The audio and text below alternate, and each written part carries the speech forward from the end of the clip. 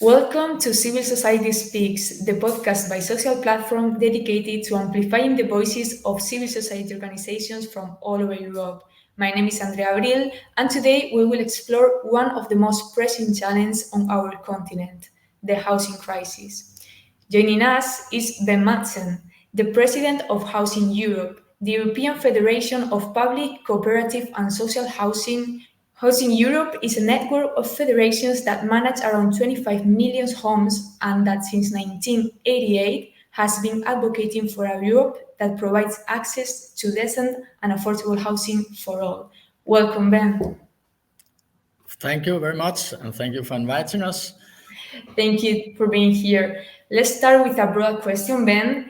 Why would you say that where and how we live matters? Well, I think we all know it does, and when we look all over Europe, you have a lot of homeless people, so we have a very high homelessness. We should eradicate the homelessness too, and when you look into the bigger cities, you have financialization, very high rents, impossible for many people, or for most people to buy a home, and it's the high rents to rent a home. So you transport yourself every day for a very long time, and sometimes you can't even do that because it's impossible. So you are pushing people with ordinary incomes, not only with the low incomes, but people with ordinary incomes out of many cities in Europe, and it's a huge problem. So where we live matters on a very high degree because it's not a commodity we are looking at here. We are looking at homes. What we are saying when we are talking to each other is, I'm going home today. So it's not like buying anything, a commodity in a store. It's our home. It's the base of our life. So where we live and to have a decent home, it matters. It really matters to your possibilities on the labor market, your possibilities in education, your children's possibilities in the schools. Great, thank you. To give you some context, a lot of cities across Europe have to create a housing crisis. Why is that happening, and what are the biggest challenges right now that we are facing with housing? So we are facing a very big housing crisis in Europe. And as I said before, when you have this financialization and many people can't find a decent home, so we have a very severe housing crisis.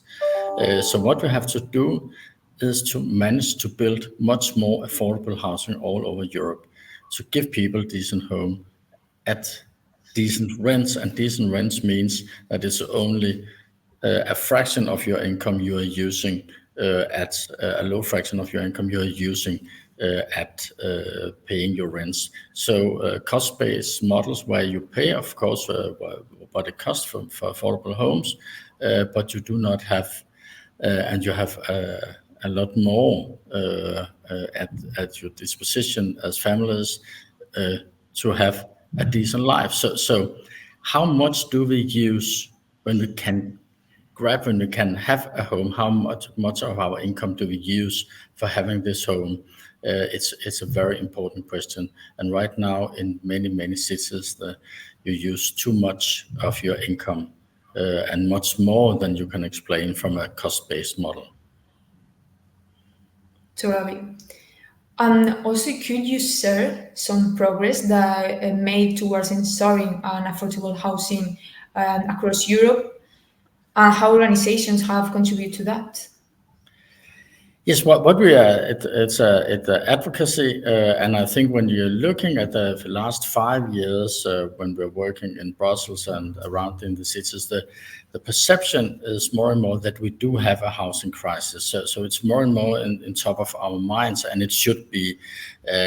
And the question is now, how can we provide more affordable housing in the European cities? And I think it would be a big topic for the coming years, and also when we use what we have in the European Investment Bank and other funds, because it's too slow. So we do have to provide funds, and we have to make the funds work very fast because we have this big need of decent housing for many, many people all over Europe.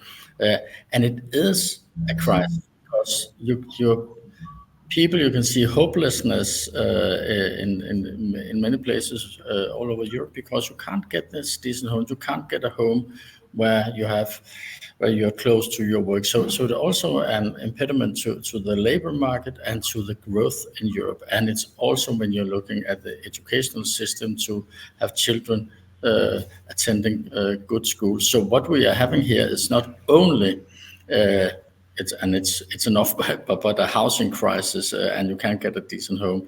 It will also, and it is also, a crisis about the economic growth in the longer term. So it is a very severe crisis affecting, of course, the single families, affecting the livability, of course, in the cities, and the long-term growth in the European economy. And what about young people? Are there any specific actions that we can do to help this target to develop a dignified life project, to have a better housing? Yes, when you look at the housing crisis and the young people, when I look, I come from Denmark and we look in the Danish case, and we do have affordable housing in the Danish case. People, young children are moving from their homes, from their parents when they're between 18 and 25. If it's girls, it's very fast. They're fast movers, and the boys, it's a little bit later because I think they like the luxury of their homes. But the basic thing is that you can move away from your parents and have your own life when you're attending the university or whatever you're doing, or have work when you have finished your primary school. So it's a natural thing here. But when we are looking at other places in Europe, we have people living with their parents when they are 35 years old. In my opinion, it's totally crazy. It's also totally crazy because you have to establish a family. You have to establish a place where you work, and you have to establish a family. So when we are looking at the fertility in Europe, it's very low, and in some places it's very, very low. And I think there is natural causes for that, because when you're living with your parents and you're not able to establish your own life as a family, then you will not have children. So the housing crisis is also affecting in this way the long-term possibilities of the European economy in a very severe way. Thank you. And what will be your main ask to European decision makers for this new mandate?